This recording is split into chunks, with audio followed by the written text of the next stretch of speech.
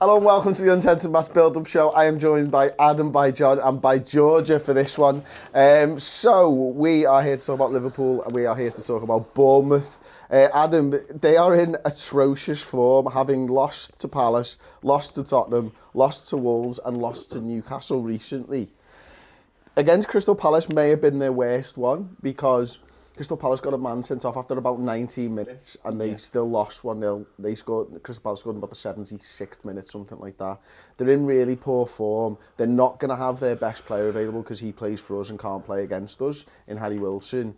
And their manager is now being talked about as being Everton's new manager, which I don't think is going to happen. No, but I don't see that. Do you think this is a good time to play them or a bad time to play them? At the risk of tempting fate, I think for this Liverpool side, this Bournemouth is a team that is sort of built for us to play at our best football. They're an attacking side, but they're just not as good as us. And as you say, one of their best players is Harry Wilson, and he's not going to be able to play the game. I think with them being in bad form, it does make it a better time to play. But this is a game I'm confident we should be going and not only getting 3 points from, but scoring a few goals, to be honest with you. And John, do you think it's just a case of the lads that were probably rested midweek in the derby are going to be coming back in for this more important game against Bournemouth? I have no clue. Absolutely no clue. I mean, that would normally be the case. You would normally expect Salah and Firmino to come back in. You would expect Henderson to start. But, you know, after, you know, the way he changed the team for the derby, who knows? He knows he's got an awful lot of games in the next 4 weeks and he's got to rotate, and he may well look at this as one of those games where he can afford, you know, to bring Keita in maybe, who definitely needs a game. I personally would bring Gomez in because I think he definitely needs time on the pitch. Henderson, I'm fairly certain, will come back, but for the rest of it, who knows? Yeah. Georgia, John just mentioned Naby Keita. Klopp spoke about him in his post-match interview after the game against Everton, and he talked about how he really wanted to play Keita. He's there in training, he's fit, he's ready to make a difference for this side, but he wasn't brave enough to make that sixth change in the Merseyside derby, so he left Keita out. Is that just a hint?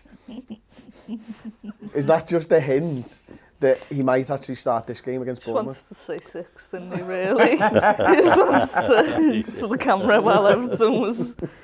I mean, yeah, it'd be great to have Keita back in the side. I think he's got to at some point in December, just with the amount of games we have got.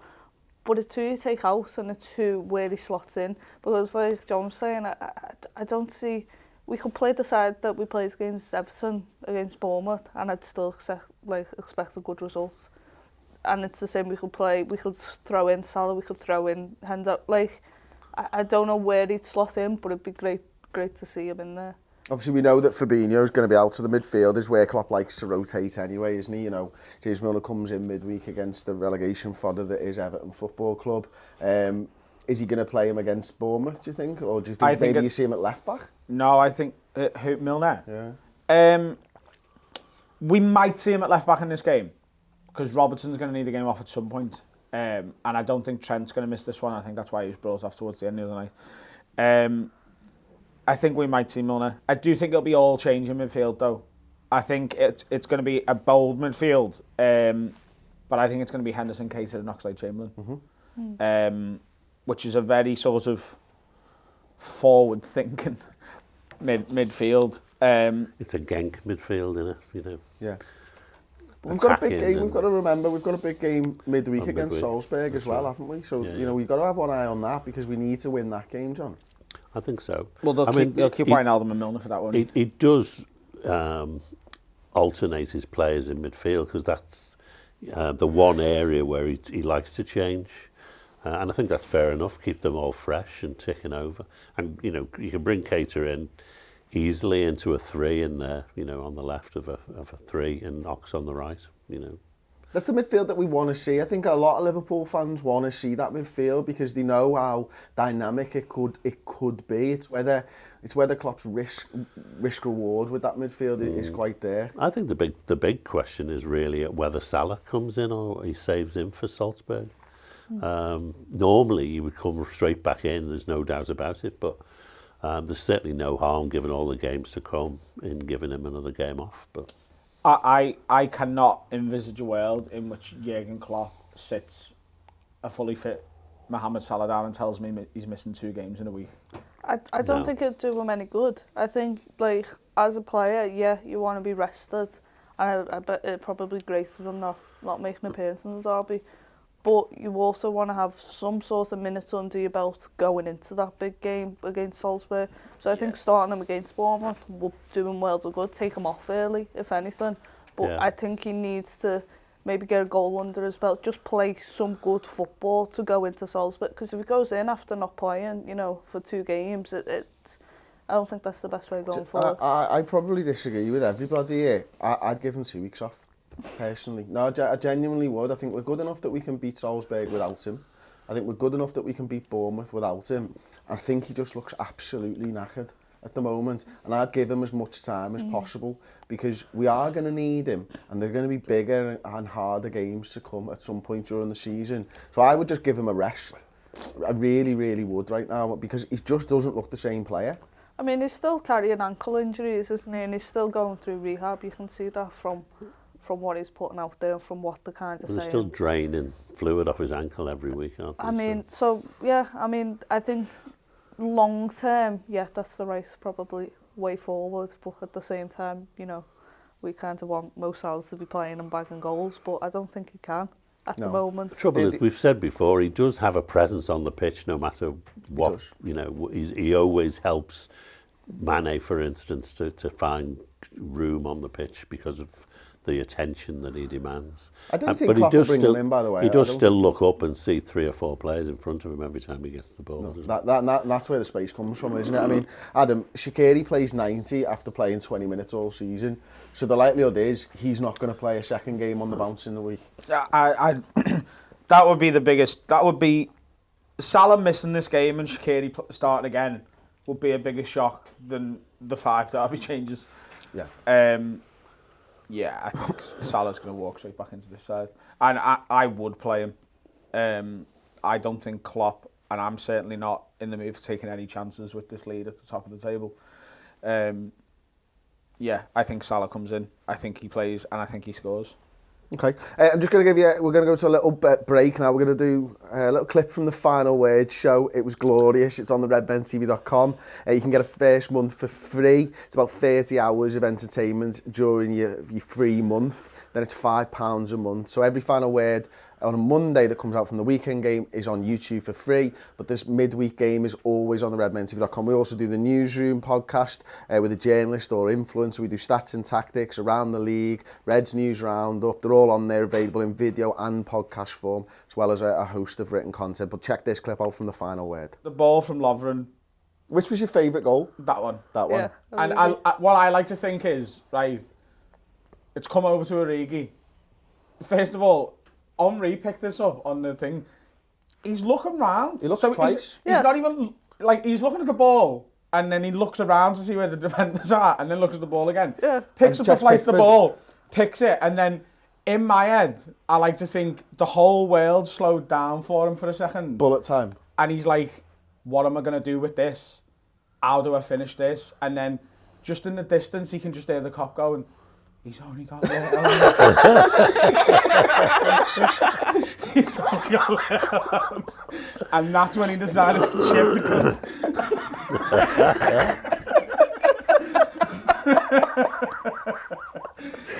that's what I like to think. I think that's exactly how like, if this was Goal 5, the film, and it was about Divock Origi, that would be the cinematic slowdown. And you just see... Jordan Pickford gradually gets smaller and smaller in net. Yeah. And is that how Henry described the goal? That exactly. With words. Just with a slightly more French sound. It probably sounded better. Only got their long. And before we get into our preferred 11s, we caught up with Back of the Net, the Bournemouth fan channel, to get their opinions on their chances in this game. There have been a few games where we've played 5 at the back with the arrival of teams like yourself and Man City in it, and it doesn't work. We do sacrifice our identity, and to that extent, I'm not sure we've really got a plan B. Now, when we started in the Premier League, we were pretty woeful, and pundits were saying, like Eddie Howe needs to change his style. And he didn't. He stuck to the same style, and eventually it paid off. But part of me thinks, as much as I admire that footballing philosophy of doing what he thinks is right, part of me thinks, well, maybe he's doing it because he doesn't really have a plan B. Right. And dealing with your threat at the weekend, I think we need to put an extra man in the middle because you dominate games there. But, whether he'll do that on Saturday, I'm not too sure. But yeah, I think stubbornness is a weakness of Eddie Howe. Loyalty to the old guard that got us promoted from the Championship up into the Premier League. I'm talking club stalwarts like Simon Francis, club captain, who's on his last legs, really. Wouldn't be surprised if he starts, but a lot of Bournemouth fans will be scratching their head at the weekend thinking, okay, him against Mo Salah. There's only ever going to be one winner for that. So it's scary times, mate. It really is. Okay, so we're going to do preferred 11s then. I'll come to you first, Georgia. What was the 11 that you put out against Bournemouth? I'd say the same as we've put out against Everton, with maybe the introduction of Salah and Henderson. I'd probably take Shaqiri off, and I'd probably, I don't know who I'd swap out of the midfield. Maybe Milner, just for the... But yeah, I wouldn't. I'd give Origi a run out. I really would in a Prem game, just because I don't think you can can't find fault in that performance against Everton. But he did look like he was struggling coming off, so potentially he might not be fully fit. So your midfield 3, am I right in saying it would be Wijnaldum, Henderson, and Lallana for this game? And how would you set them up? I'd probably Wijnaldum a bit further forward, Henderson deeper, and Lallana. Yeah. Okay, John, what about your preferred 11, mate? I play Gomez, not just because I don't like Lovren, but because I think you need to give him game time. I think we've got a lot of games coming up. If Lovren got injured, for instance, or God help us, Van Dijk, I'd want someone who'd actually got a few minutes under his belt. So I'd play Gomez as a centre-back. In midfield, I'd play Keita and Ox, and I'd play Henderson deep. And I'd play the famous front 3. Okay. Adam? I would play the exact same team as John, although I think I'd probably go for Wijnaldum ahead of Keita at the minute. Probably, but with the game midweek, I might go the exact same team. Obviously, it would depend. I'd need more information to make that one decision on the fitness of Wijnaldum and whether he could play this and again midweek, because we need Wijnaldum in Salzburg, I think. Yeah, so I'd either be identical to what John said, or I'd have Genie in there. I think I'd, preferred 11s. This is not what Klopp's going to do in any way, shape or form. I think I'd go with the normal back 5. I'd probably play Henderson and Wijnaldum in a 2.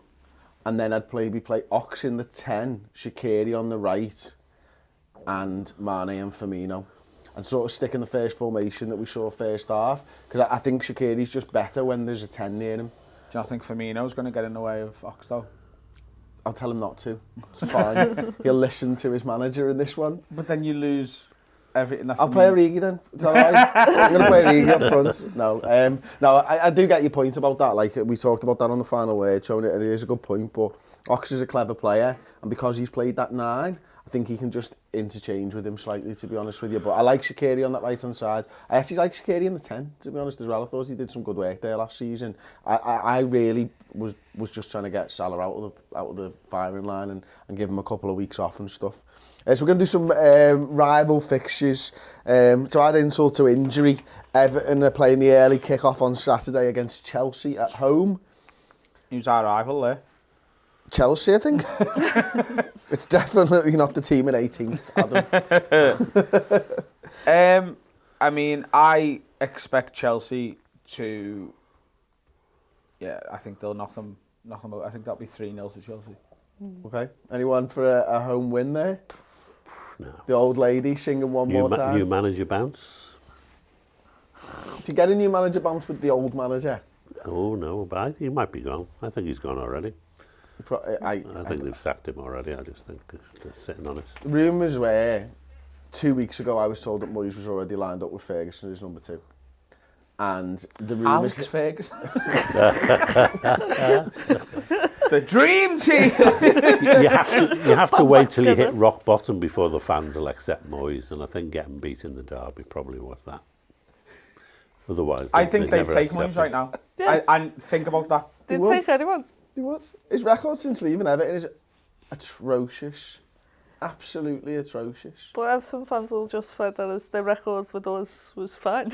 Ignore everything that's happened. Ignore It's also between. atrocious though.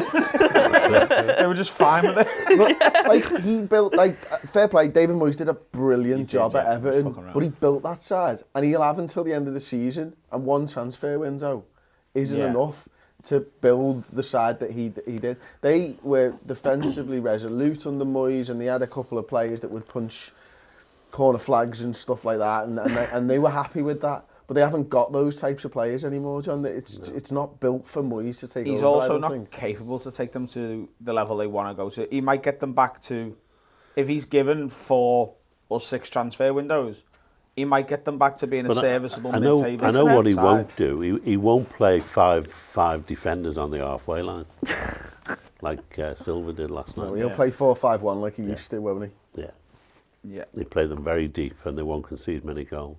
But I don't, like... Thomas Rosinsky They- coming out of retirement. They've just not got the players for a Moyes side for me. But And even that, they've wasted money on, like, all the players that they have got. It's not that they've got bad players. They can't even offload them because they'll take massive losses on all of them. Yeah. It's great, isn't it? Honestly, I wouldn't surprise me if Pickford went on fucking eBay. But still, it's I Derby week. thought I was back in the final word. It's Derby week. A We're bit allowed to talk confused. about it. Spurs play Burnley. We are now 23 points ahead of Tottenham after 15 games. They've not really... They've won 5, drawn 5 and lost 5. That's pretty much what they were doing last season, isn't it? Burnley. Tottenham. Oh, Tottenham. Burnley are Burnley have are shipped 11th. about 6 goals in the last couple of games. Only 7 goals. Anyone Tottenham will beat them. Mourinho to beat Dyche, okay. Man City, Man United at the Etihad. Tasty little game on paper. If you think of Manchester United as the Manchester United of old, I think 4-0 to City. I think City will swat them, yeah. I'm not so sure. I'm not. I think that game against Tottenham will have helped United's cause because, and Rashford looks confident again. He does. And he's a dangerous they player. play better against better teams, don't they? There's sort of a pride that makes them play better. The problem I think they've got Manchester United is the players aren't very good. Well, that's true. But in difficult Rashford, they've got a problem great to have. goal. Kind of it, Yeah. to be honest with you. But they got a draw with us. No, they did. No matter how bad they At are. Old Did, Trafford, at though. Old Trafford. But Well- I don't think they're a very good defensive outfit, to be honest with you. I think we had the chance just to go and take them there. And I think the way that City play against you need to be very good defensively. And I'm not sure they are. They can hit you on the counter-attack. I think if they can keep it tight until half time, they're in with a shout. Okay. I think they've got more of a shout now than they would have had, especially coming off the back of the Spurs win.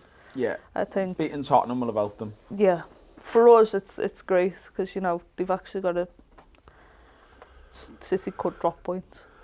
And Leicester play Villa. I think that's a really hard game. I think we saw that Villa at home is a really tough place to go to. And Adam, if you could put the paper down so I can talk to you and you can see the camera, is that okay? What do you think is going to happen with the Villa-Leicester stuff? Well, thanks for asking, Chris.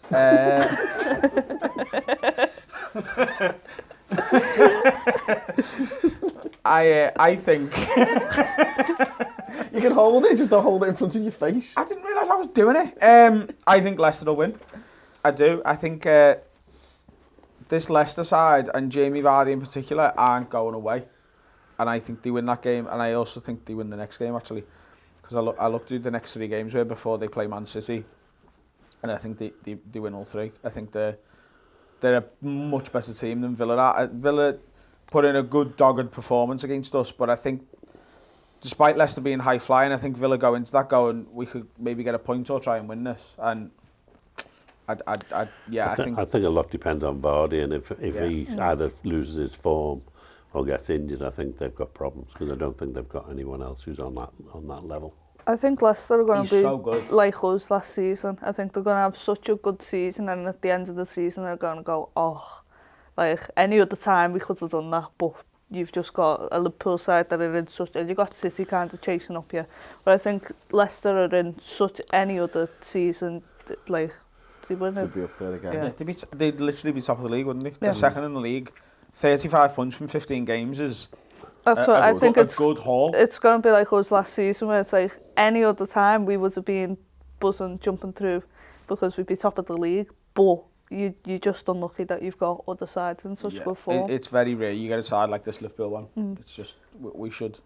And then Very finally, careful. then score predictions, Adam, for this game against Bournemouth. 5-1. Okay. Tasty. I'll take that. Clean sheet for the first time ever. 3-0. 3-0. I was going 4-1. 4-1. 3-1 Liverpool, I'm going to go in this one.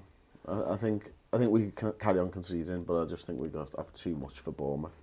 That's been the Uncensored Match Build-Up Show. Thank you very much for watching. Adam's got a new podcast out next week. Where will that be available? The guy who's producing it will put it everywhere. I imagine it's going on Spotify, Apple Podcast, wherever you get your podcasts, it'll be available there. It's called Have a Word, the Have a Word podcast, or Have a Word, the podcast, with Adam Rowe and Dan Nightingale. And if anyone was at the show I did in Liverpool earlier this year, Dan is the guy who opened for me, and we're just starting a new podcast where we try and give some bad agony and style advice. So if you've got any problems, send us a tweet, or if you've got a mate who needs his life sorting out, we'll tell you how we deal with it, but our lives aren't great, so might not necessarily be good advice. That's sort of the concept of it. Yeah. Brilliant. Okay. Well, there you go. Obviously, we've got John Machin there. He'll be around, and Georgia Stevens will hopefully have you back on. It was really great to meet you today, and thanks for being involved. Like the video, subscribe to Redmen TV, and we'll see you next time. Ta-ra.